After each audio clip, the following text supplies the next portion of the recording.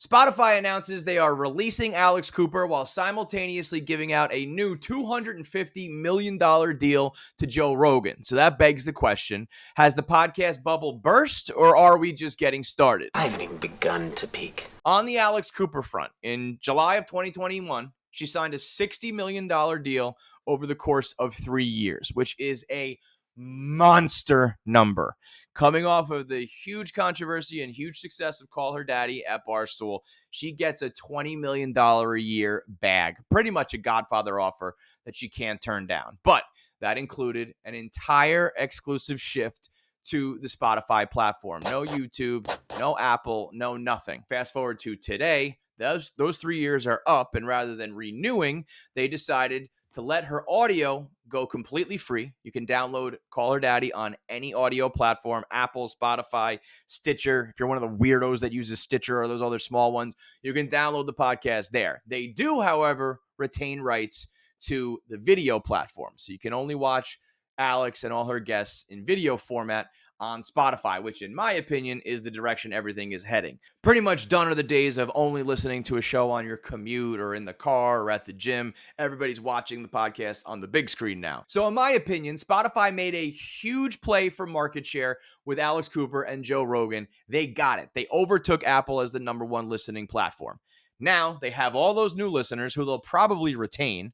They get to continue to keep Alex Cooper's video product on their platform, and they don't have to pay her $20 million a year. I see this as an absolute win. I'm sure that the video rights are still a pretty penny, but probably nowhere near the cost of a $60 million deal. On the other hand, you have the new negotiations with Joe Rogan, which went pretty much the complete opposite way, where they are willing to roll the dice and let Alex Cooper go. They are very much not willing to let Joe Rogan go, giving him a $250 million deal, $250 million to stay at Spotify.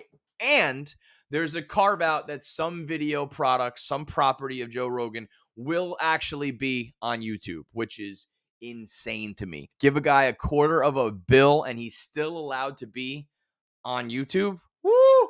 Because that's where Rogan really crushed. The day that Rogan is a full free man and can go back to YouTube, he'd get like a bazillion views. So Spotify, knowing that, broke him off $250 million, keeps the audio product on their platform, keeps the video on their platform, but also says some parts of it, still undisclosed, can actually live on YouTube. That is the best of both worlds and an absolute monster deal for your boy Rogan. Just goes to show how powerful Joe Rogan really is. As much of a juggernaut as Alex Cooper is, the dad father, the daddy gang, they're all spitting at each other's mouths and making money hand over fist. Spotify was willing to say, thank you for the listeners. See you later. With Joe Rogan, they were like, here's $250 million. And he said, I want to be on YouTube. And they said, okay. So whether that's a demographic thing, whether that's a sheer number of downloads thing, whatever it is, Spotify greatly valued Joe Rogan over Alex Cooper in that regard. Now, don't cry for Alex Cooper, folks. What you might not know or realize is that Alex Cooper is an absolute merch machine. Made so much of her money selling hoodies and daddy gang merch. She now has her live tour that instantly was selling out mega theaters. And I'm sure next time around this year, she'll be doing arenas. She's got the $60 million in her pocket from Spotify and is going to continue to grow.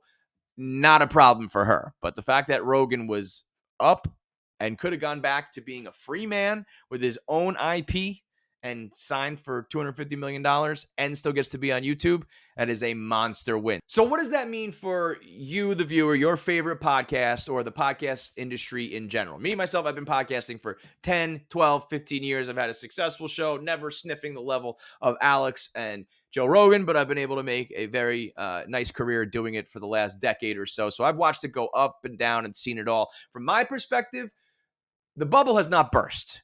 We are still very much in the infancy of this industry when you think about the big picture of history. You talk about 10, 12, 50, 100 years, a long time. We're still at the very, very beginning.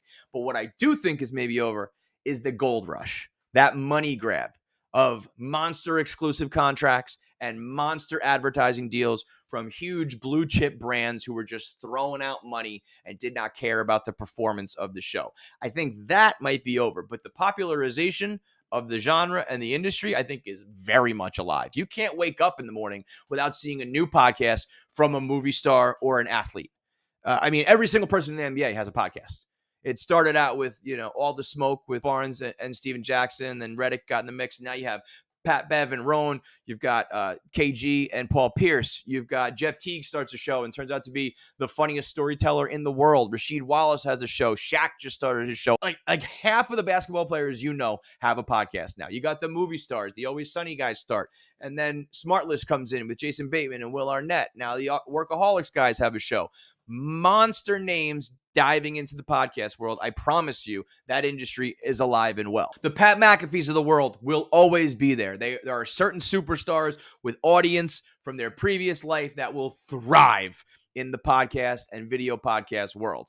As far as the smaller level podcasts, the ones that are successful, but not nearly on the level of Pardon My Take, of Foreplay, of Spittin' Chicklets, of Joe Rogan, of Alex Cooper, you need to have a highly engaged audience. If you're not going to have a massive one, it's got to be a very loyal one. It's got to be a very active one. It's very tough for the long-running programs to still make sure that their audience is engaged and using promo codes and buying products and making sure that advertising is getting the return on investment. Otherwise, you start to fall into the same boat as you're not worth the money that you bring in. So what I'm telling you is you need to make sure you rate, review, and subscribe. You need to click the bell for the notifications. You need to leave comments in the chat. For the love of God, you need to subscribe to the channel.